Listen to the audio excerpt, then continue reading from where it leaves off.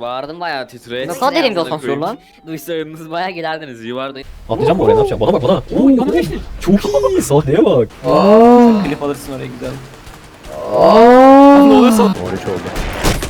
Ha. Oy yere girdim lan, map'in altına girdim. Seni de gökten içeri. Ne yapıyorsun o kadar? Yazdım inşallah mutlu olur. Amon burada yok. Lan Amon karşıda. Lan Amon. Alper Siz sikeyim mi? sıçacaksınız.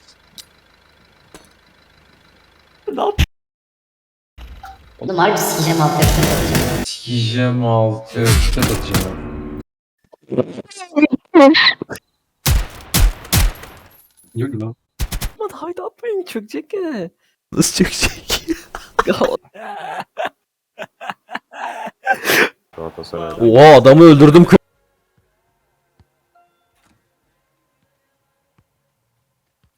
Efekti ne lan?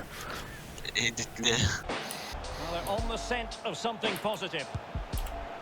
And a goal! Lan ne oldu? Soltılık. Soluk.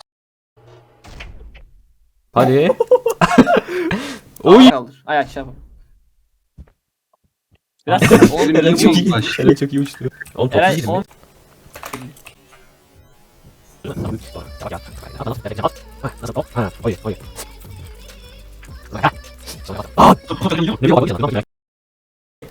Yazmış bu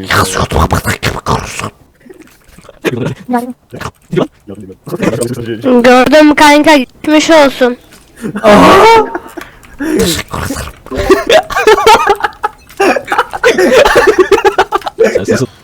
Kanka gel. Kanka arkamızda. Oha, nasıl vurdum? Hadi vur lan.